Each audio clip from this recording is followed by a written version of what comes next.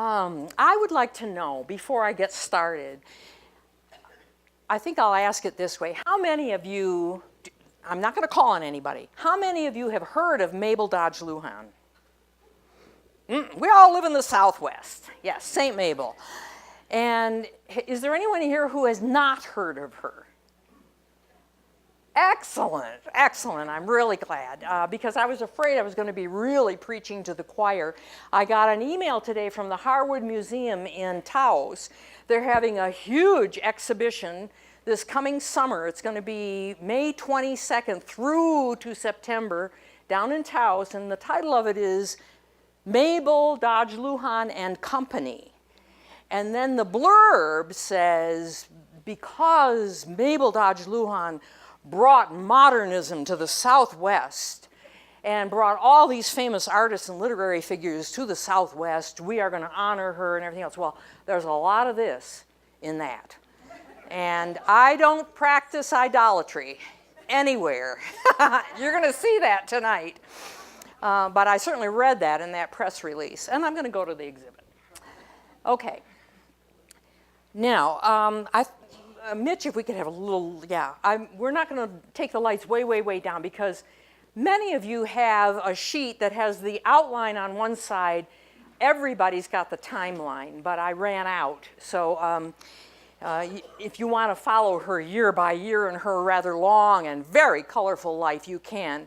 But the outline is pretty simple, and we're going to go from Buffalo debutante to Taos maiden and maven, and we're going to go through this sequence of photos. You're going to see these again in some detail. But the outline is pretty simple. I'm asking 3 questions. Why Taos? Because that's in our part of the country. Why Mabel in particular? And then what happened? Those are the 3 questions I'm going to ask tonight. And I plan to be done before 8 o'clock, and I hope some of you have some questions. I've already indicated that I'm a born-again skeptic, and I don't practice idolatry. And so you're not going to see me falling all over Mabel Dodge Luhan tonight as the great saint of Taos or the Southwestern United States. So now, here's the official title of tonight's thing, Utopian Dreams, Taos Realities. And there's a photograph of Mabel when she was 54, and a photograph of the big house down in Taos called Los Galos. A Victorian woman in a new world. One of the questions I'll be posing is she in any way, was she in any way emblematic of a certain type of American in the time frame that she lived, born in 1879 and died in 1962. She was born in the Victorian era, had a Victorian childhood, and then moved into the teens and the 20s, and then died in 1962. So here she is as a very wealthy, very privileged debutante in Buffalo, and then this photograph taken in when she was age 54. And there's this again. I think you're going to see this one more time, and I'll slow down on some of these images later. One big reason I'm doing this is that I've certainly learned since moving to the Southwest 20 years ago that if I had asked how many people know about Georgia O'Keeffe, almost every hand would go up in the audience. And there's a high interest in Georgia O'Keeffe.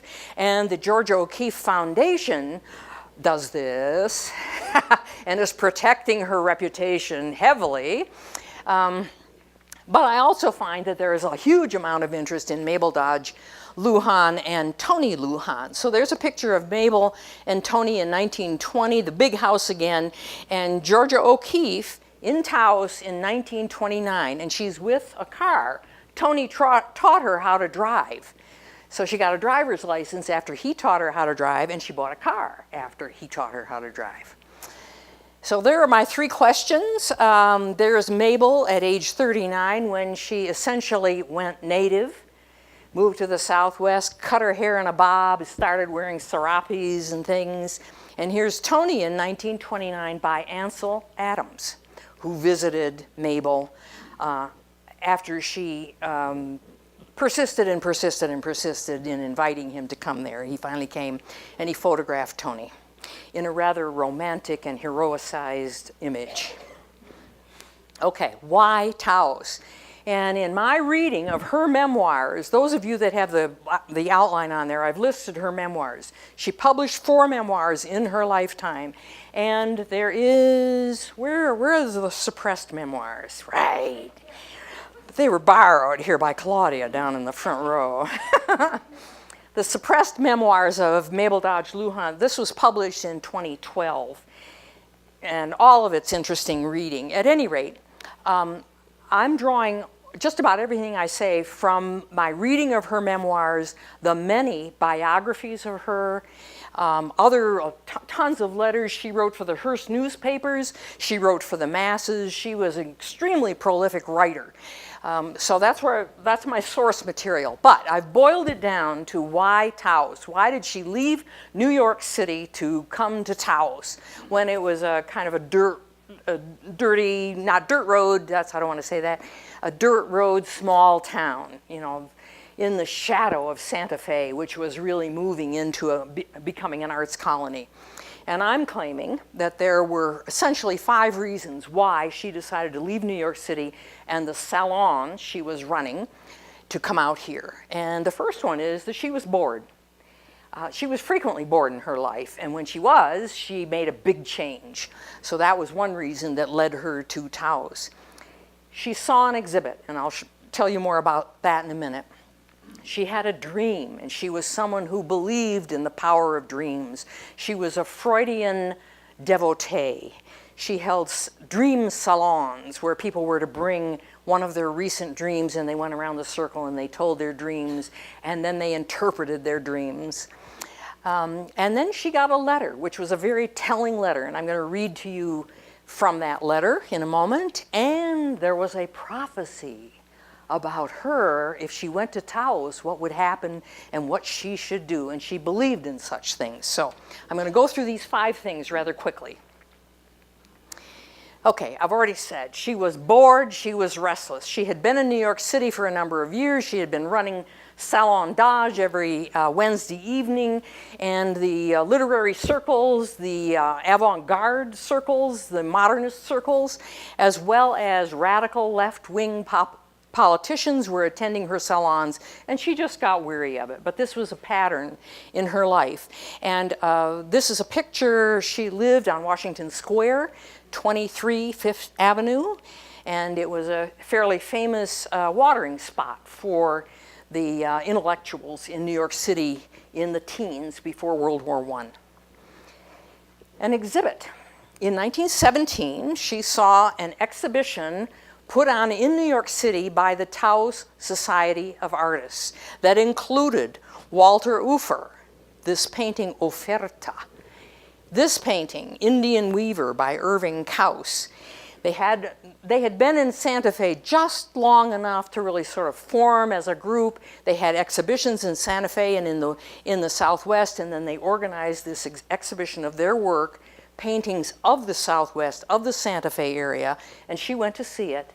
And she couldn't quite believe. It was an interesting mixture for her of all the colors and the sunshine and the air of the Southwest, really, I think, portrayed beautifully here, the heat of the sun, the warmth of the colors. But she was equally interested in the depictions of the Indians in the Southwest. This wasn't the contemporary thrust toward abstraction that she was seeing in New York City, and I'll talk about that in a minute. But she saw this exhibit, she wrote about it, it's in one of her memoirs, she wrote letters to people about it, and it made a profound impression on her. And this dream, I've already mentioned that she was a follower of Freud. Freud had made 2 trips to the United States by this time. He was here in 1911, 1913, something like that, and his works were translated, and all this talk about the talking cure, the mind cure, talking sessions, delving into the unconscious. This was big stuff, especially in the avant-garde circles of artists and writers. So she was a follower of that. She believed in dreams as messengers. It reminds me that the Greeks believed that a dream was a message from the gods. This is a different kind of message, but your dreams are telling you something, and she took that very seriously. And I've put on this painting of a Pueblo Indian done in 1918 by Maurice Sterne. And if you've read your outline, you know that he was her third husband. He was an artist and a sculptor. And I've just put that there because I'm going to read to you what she said about her dream. She had regular sessions with a medium. She had 2 spiritual advisors. And they did everything from an initial greeting, 3 to 5 minutes of everybody in silence, whether she was at a one-on-one session or in a group session, and then a meditation period, and then a sharing period. Sounds a little familiar to many of us. At any rate, after one of her sessions with one of her spiritual advisors, she had what she called one of her psychic experiences. And she described a dream in which I saw my husband's face, meaning Maurice Sterne, above the bed, and then the face of a dark Indian replaced it. That's the end of that quote. And then she said, the experience, quote, it affected me like strong medicine. It was telling me something. So that just tucks away. She has this dream, and it connects very nicely with the last thing on the list, why Taos, and there was a letter from Maurice, there he is, and on November 28, 1917, he was in Santa Fe and went over to Taos. She had many patterns that were interesting. One of her patterns was after each of her marriages, she plunged into a depression and asked her husband to leave. I'm going to pause just for a moment because an important person has just entered the hall, and it happens to be her birthday today, and she went out of the way to come here tonight to be here. So I'd like you all to sing happy birthday to you, happy birthday to you, happy birthday, Ann Butler, happy birthday to you.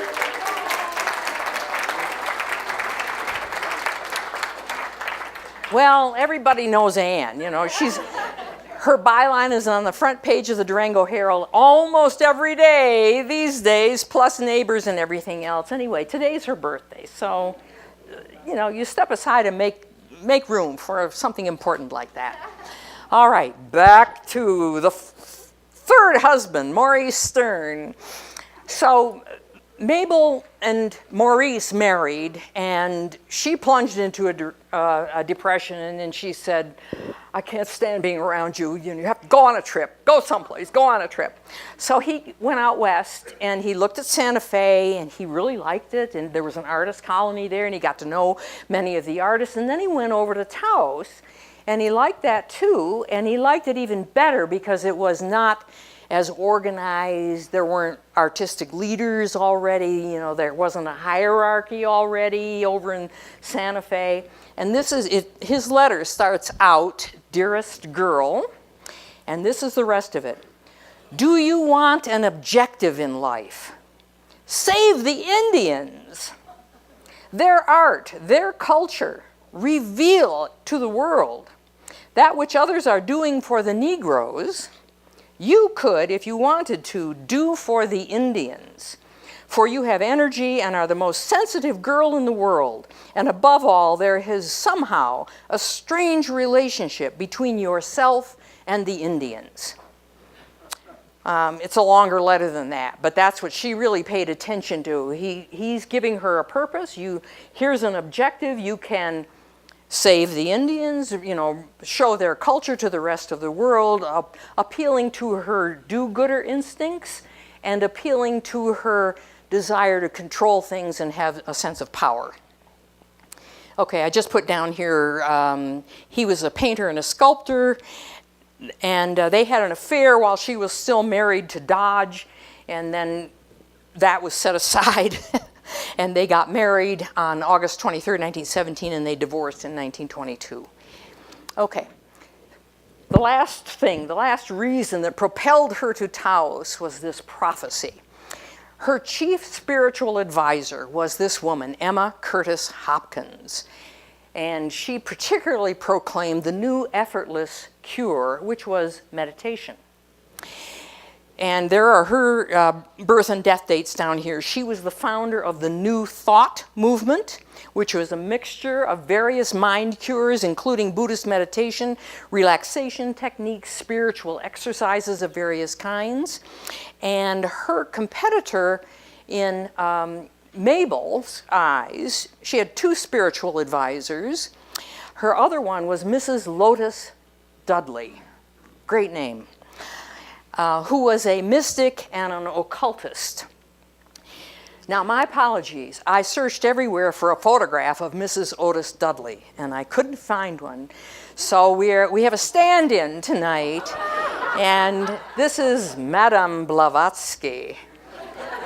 Sounds like Hollywood, but that's real. That's her name. You know, she started her whole shtick in Europe and then came to the United States, and they bought it in Europe and they bought it in the United States. At any rate, so here's Madame Blavatsky, but we're going to be talking about Lotus Dudley. She was the founder of the Theosophical Society, blah, blah, blah, New Age thinking, etc. Okay, but this is Mrs.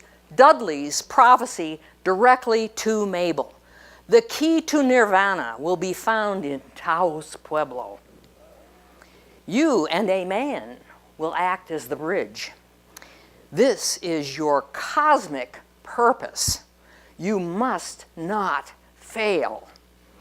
Now, if somebody says that to you, and you believe that they are a great guru and what they say and speak is the truth, and they tell you this, you take it seriously if you believe in this stuff. Okay, so those 5 things are the things that propelled Mabel to come out to Taos with the goal of curing Western civilization of its evils, its materialism, its greed, its lust for property. I had 3 P's here in my mind. Somebody will come up with it. Dan Morgenstern, right? Power, property, and possession. Thank you. Okay. And if you do that, you will restore harmony to the world. And of course, that's utopian thinking. I know how to fix this world, and here's how I'm going to fix this world, and everything will be just fine. That's utopian thinking, and she was swept up in that. In Taos, you are going to establish a new community in southwestern United States. You will merge European and primitive, they used the word primitive then, and primitive traditions. These 2 things will come together because you and a man, an Indian, will become the bridge for all of this to happen. So here's a photograph of the big house in Taos. It's called Los Gallos for the roosters that are these sculptures that are up there. If you go down there, we'll talk more about that later. And of course, Mabel and Tony would be the bridge, and together they would create a new world order. Okay, so there are the 5 reasons that I think she was propelled to come out here. And when she came out here, she cut her hair, she changed the way she dressed. She did go back to dressing like a society maven. Most of the pictures that you see of her, she's not in full Indian dress. But there she is with her little Scotty dog, and his name was Scotty. Okay. Again, reading her memoirs and reading all the stuff about her, the through lines that I derive from all of that. This is a life of privilege.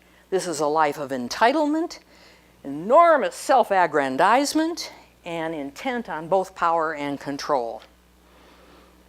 Okay. So, question 2 of this little outline, why Mabel? And this is the biography section.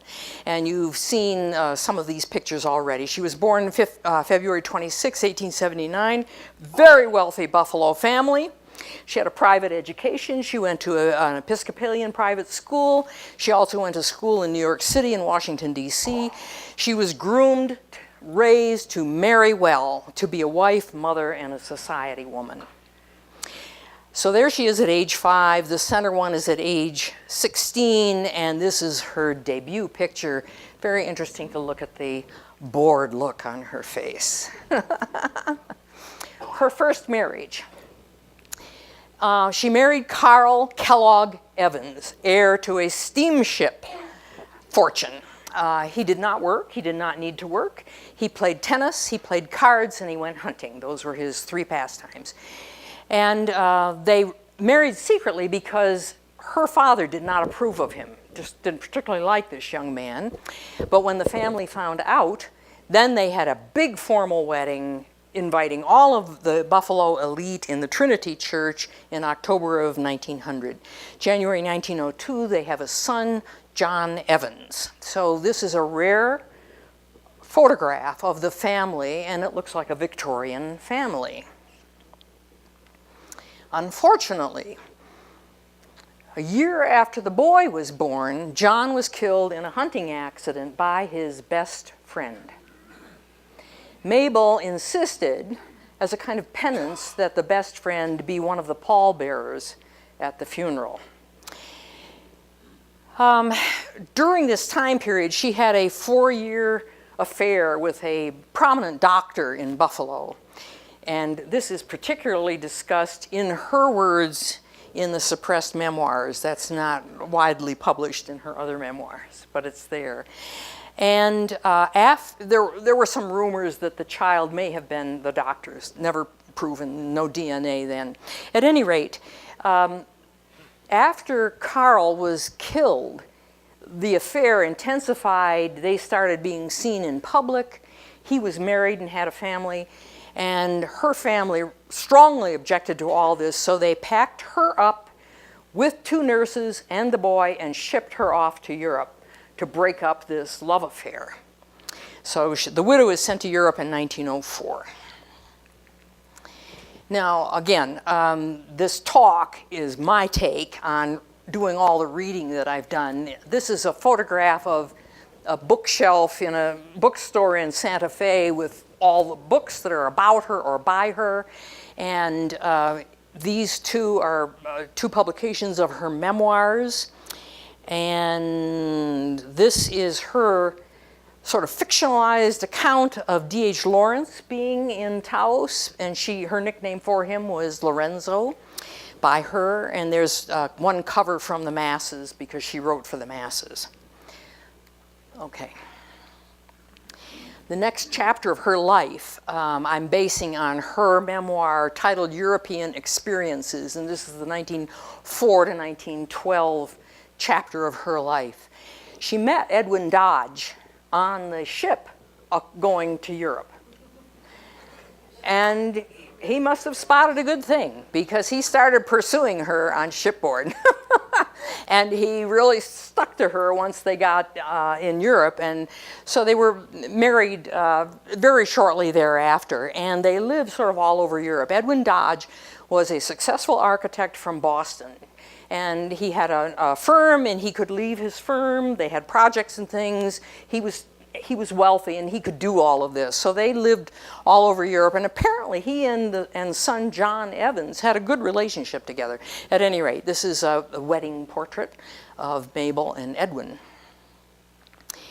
They ended up settling in Italy, and they bought a Medici palace outside of Florence. And the name from the Renaissance on was the Villa Curonia in Arceti, Italy. It is a Medici palace because it was built for the chief physician to the Medicis. That's who Lorenzo and Cosimo, they didn't live here, but the chief physician of the Medicis lived here. And you can see that's one of the buildings on the grounds.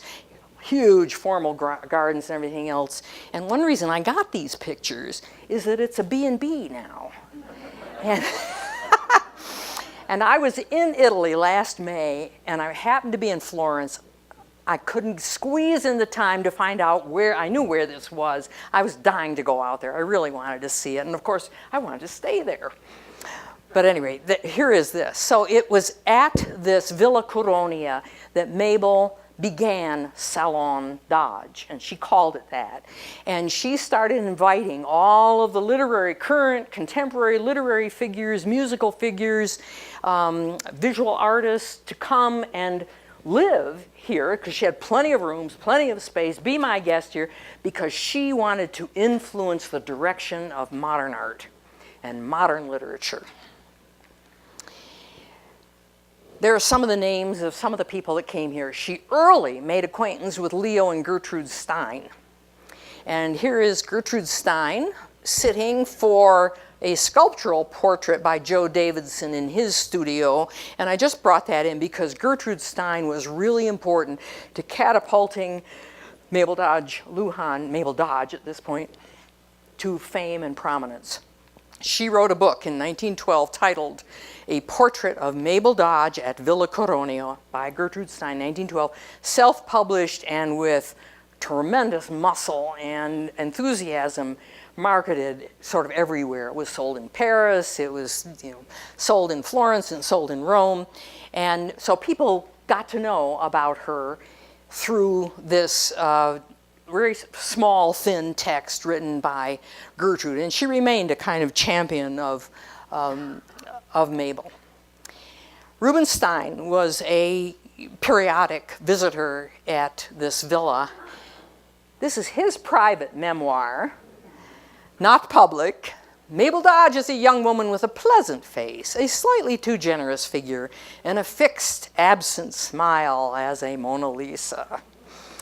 Well, that matches other descriptions of her at Salon Dodge in Europe and also in New York, that she was one of these fabulous hostesses who welcomed people who had plenty of money for plenty of food, plenty of wine and everything else, but she didn't really participate in the conversations. She might occasionally ask a question, but she was silent. She had this fixed public relations smile on her face most of the time, just sort of looking lovely and charming, but she didn't, get in there and dig into the arguments. And I thought it was really interesting to find this. Okay. Well, this lasted for several years, and then Edwin Dodge had really had it. He had it for several reasons. She had a number of affairs along the way, in particular an extended one with the chauffeur, and two very provocative, almost public suicide attempts, where Edwin got angry with her about this or that or the other thing. If you keep this up, I'm going to commit suicide. And so she had a couple of very direct attempts, and he just finally had it, and he said, here's the ultimatum. We either are leaving Italy or I'm divorcing you here and now. So she agreed to leave Italy, and they went to New York, not to Boston. And there's another shot of the formal gardens. This is a huge portrait that was painted of her at the villa by this guy. And I Googled him. He painted the elite. He was the portraitist to the elites and the wealthy people in Europe in this pre-war period. And there was a big exhibition of his portraits this last year in Paris to Jacques-Émile Blanche. Well, the New York section of her life is based on her memoir titled Movers and Shakers, 1912 to 1916. She reopens Salon Dodge, but now she's at 23 Fifth Avenue, and these photos were taken by the music critic of the New York Times. She knew the journalists, she knew all the artists, literary, she pursued them. She was very forceful in all of that. There are 5 things to know about her, I think, that are important during this period. She was a major player in getting the Armory show in New York, bringing avant-garde art from Europe to be shown in New York, including Marcel Duchamp's Nude Descending a Staircase, including a number of Picasso paintings and sculptures, Matisse, the Fauves, the Blue Rider Group, all of the young avant-garde movements in Europe organized into this show for the Armory show. She put up a lot of money for this. She worked tirelessly to make it happen and to publicize it. So that's an important thing about her time period here. She started writing for the masses because she had gotten to know the radical left politicians, the socialists, the early communists, and her articles are so. I brought one copy of a photocopy of a masses publication over here if you want to look at it. John Reed was writing for the masses then. A journalist, an extremely active and forceful journalist who ended up dying in the Soviet Union, went there, see the movie Red, and you'll learn all about that. Well, he and Mabel had a really intense affair that lasted quite a long time. When he was getting bored and restless with her, she said, let's go to Europe. She had retained ownership of the villa in Florence. And so they went, and then he got bored and restless there after a couple of months.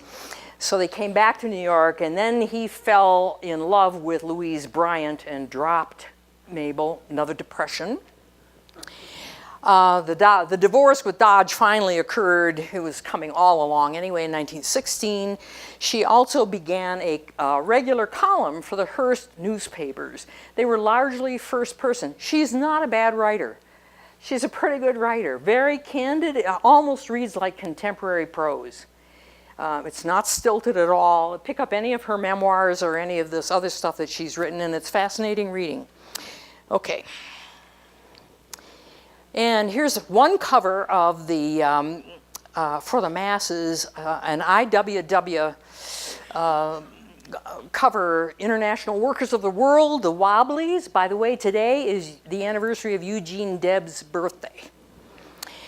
And you'll notice that says, the pageant of the Patterson strike, 1913. Big strike in New Jersey that sort of changed labor laws, and I don't know very much about all of that. If Rory Mullet were here, he could tell you something about all of that. Everybody talked about it. It was a devastating strike. You know, it was in the newspapers for a long time.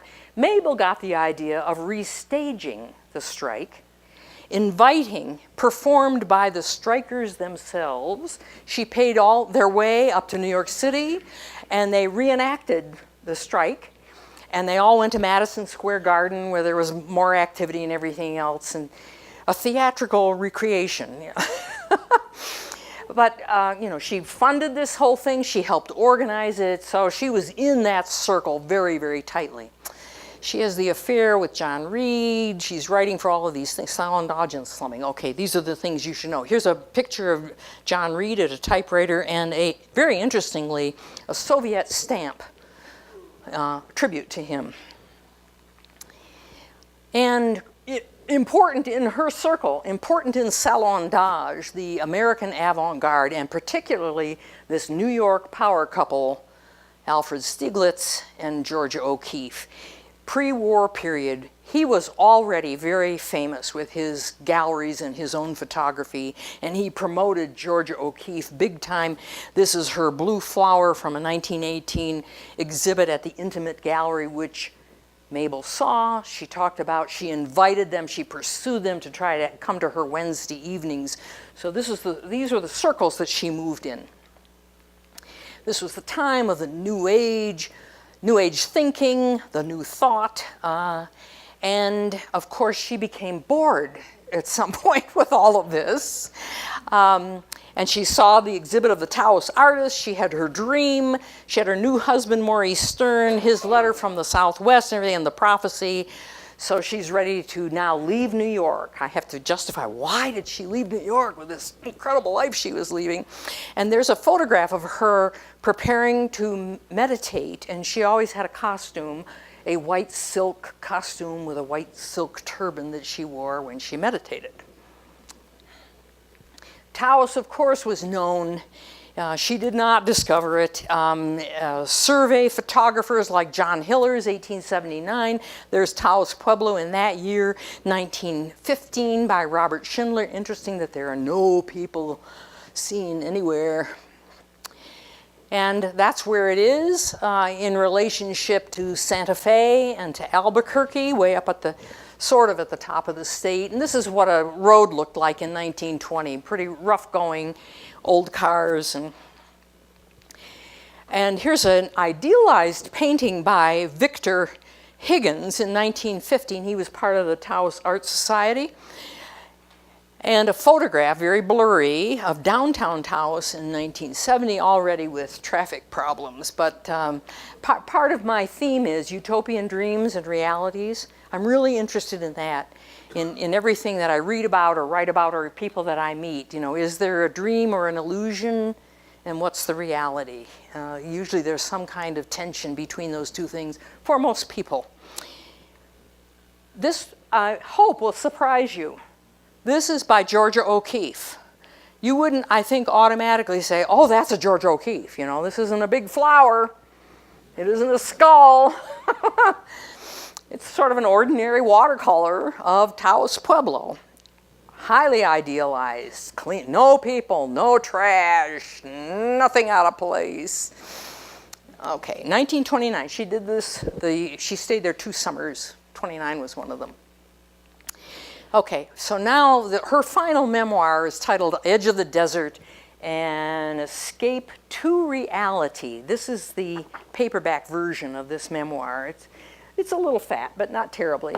And there's a picture of Mabel and Tony on the cover of this copy. I think it's so interesting that she titled An Escape to Reality. I would have used the word from. Anyway, there are 4 key people that I'm going to mention quickly. Maurice Sterne, her 3rd husband, Tony Luhan, her 4th husband, D.H. Lawrence, the British writer who came to stay on a couple of occasions, Georgia O'Keeffe, the American painter who came to stay, had a huge falling out with Mabel. We'll talk about that maybe. So here's her 3rd husband, his birth and death dates. He was a painter and a sculptor. He also traveled to Bali. There's one of his paintings, a kind of mixture of abstraction and realism. And there's his painting of the Taos Indian and Maurice roughing it. Her 4th husband, Tony Luhan. Allegedly, this is a photograph of Tony Luhan by Edward Curtis. It's not absolutely authenticated. Much later, 1930 by Edward Weston, and then you've seen this before, 1929. All of them, I think, an image of the heroicized, idealized Indian. And here's Tony and Mabel from Getty Images. You've seen that picture before. She liked it. She always liked it when he wore his big headdress. She wanted him to wear his big headdress. He thought it made a statement for all the the Eastern New York City visitors. She liked that. And there's a fairly candid shot of Tony over there in Taos in the house. Okay. One reason she was able to marry Tony, because there were 2 exes that were involved here. Tony was married to Candelaria Luhan in the Taos, Pueblo. And she, of course, Mabel was, of course, married to Maurice. So she talked to her lawyer and other people and figured out a way to do this, talked to Tony, figured out a way to do this. Candelaria Luhan finally agreed to a contract where Mabel would pay her $35 a month for life if she would divorce Tony, enabling him to marry Mabel. At the same time, an offer was made to Maurice Sterne to pay him $100 a month for life if he would agree to a divorce so that she could marry Tony. For a length of time, they married, and Tony was ostracized by the Pueblo community.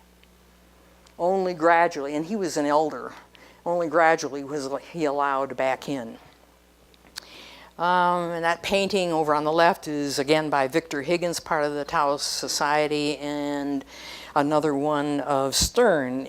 His paintings, quite a large number of Sterne's paintings, are in the Phillips collection in Washington, D.C. Very fine private collection. A lot of modernist art, European and American art there. And Mabel paved the way for Phillips to accept Sterne's paintings and his sculpture. You can see how powerful, she had plenty of influence. Okay.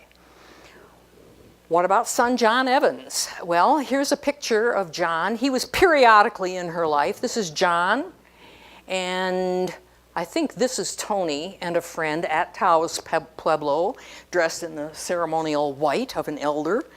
And John and Tony went to Niagara Falls and Buffalo in 1918.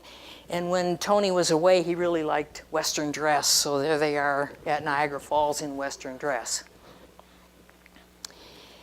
Tony's favorite role in his life with Mabel was driver and guide. And this is a picture of him standing by the car, and there are 3 people there, and it's identified in the Getty images. Andrew Dosberg was a painter who was out there, and Mary Foote was a friend, 1929. Let's see. These are relatively late photos. This is interesting to me because she's dressing like a New Yorker here. And Tony is an Indian. He kept his braids, but they're inside the big house. And this is at 71. And he's wearing all of this. Okay. And I want to get to the other famous people that were a part of her life in the early years, at any rate. She really pursued D.H. Lawrence. She wrote to him constantly, come to the United States. She knew he was ill. He had tuberculosis. The weather will be great here for you. You'll rally in this dry climate. It will be just excellent for you. You can continue writing. I'll give you a private house, which she did, and will make everything possible for you to come here. So he had a couple of visits between 1922 and 1925, but there were storms and turmoil from the beginning. She was a very aggressive person. She knew what she wanted. One of the things she wanted is she wanted to have an affair with him, and she wanted to replace Frieda Lawrence as the principal woman in D.H. Lawrence's life and be his muse, his lover, all of that stuff. And you know, he was a smart man. He noticed all this coming, and Frieda was a really stormy person, so there were a lot of problems. Let's see. Well, I don't need to say more than that, and I've already told you about the book that she wrote about Lorenzo. As a gesture of appeasement, she offered to give him this cabin with some acres. Martha was recently down there. You may talk about that in the question period. This is a picture of the Lawrence cabin. You can go there today and see it.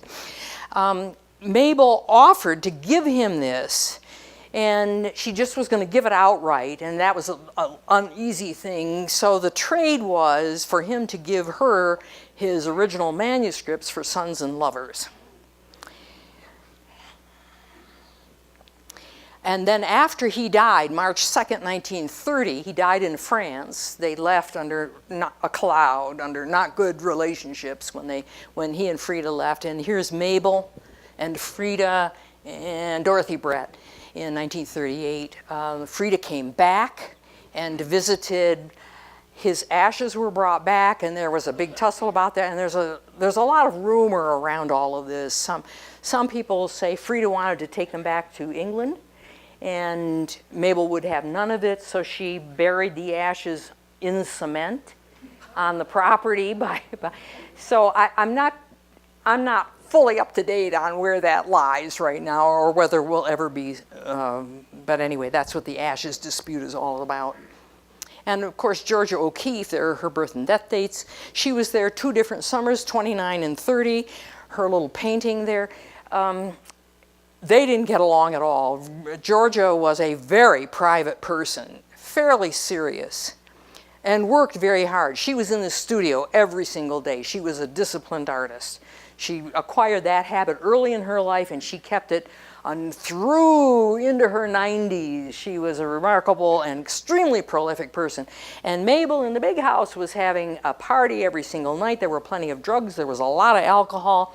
There was a lot of wife swapping, a lot of, free love going around, everything else. And so Georgia just exited. She made a quick exit, stayed in a different place on the property, reluctantly came back the second summer, but was never really a part of all that whole scene. I've already told you that. Oh, in 1929, Mabel flew back to Buffalo to have a hysterectomy. She was having a lot of physical problems. And she had already been diagnosed with syphilis. 3 of her 4 husbands had syphilis. And she was suffering from that among some other problems, and she went back to Buffalo to her favorite doctor, not the one I mentioned earlier, to have her hysterectomy with a doctor she trusted. And while she was gone, Georgia was at the big house and in Taos and everything else. And Tony was teaching her how to drive and driving her all over the countryside so she could sketch and paint and everything else. And she wrote 2 letters to Mabel saying, Tony has been so wonderful. He is such a wonderful host. You know, he's driving me everywhere. He's teaching me how to drive. And Mabel's reaction, which was her reaction in a lot of other situations, was hot jealousy. She figured Georgia was putting the moves on Tony. Tony was quite willing. That was her experience with Tony. So that was a part of this big falling out. And as soon as that operation was over and she was recovered, she got back to Taos. Some of you know the Lawrence tree. This is a George O'Keeffe painting. I'm just going to show you these quickly. This was in these 2 summers, 29 and 30, Ranchos de Taos and Bell and Cross. Okay. Well, all right. We've got her in Taos. You know some of the reason why. This woman who led a life of privilege and could essentially buy anything she wanted, have anything she wanted. She had a voracious appetite. She probably was bipolar, probably something like that, with extremes, but a woman of enormous appetite. And so, at the end, she had a long decline. There aren't many pictures of her after 48, 49, 50. This one is by Laura Gilpin on the left. This is her grave in the Kit Carson Cemetery in Taos. And she died in 1962, I think. Oh, okay. I'll tell you what was on the death certificate in a minute. This information for the end of this talk is largely based on this really interesting book called The Suppressed Memoirs of Mabel Dodge Luhan.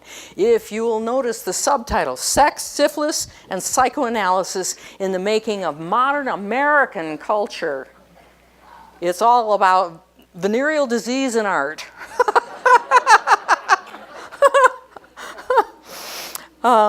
Okay. In the unpublished memoirs, her writing, it's not somebody talking about her, she describes the extended affair she had with Dr. Parmenter that precipitated her going off to Europe and then her second marriage. She talks about the European sojourn and all the marital tension she experienced with Edwin Dodge. Her chronic depression, she's very frank about that, plunging into depressions. She even says, I just married Edwin, I should be happy, but I am so depressed and I can't stand to look at him. She's that frank about it.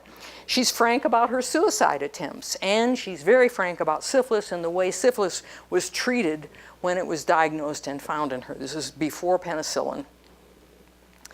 On her death certificate, it says cause of death, coronary thrombosis. She died October 31, 1962.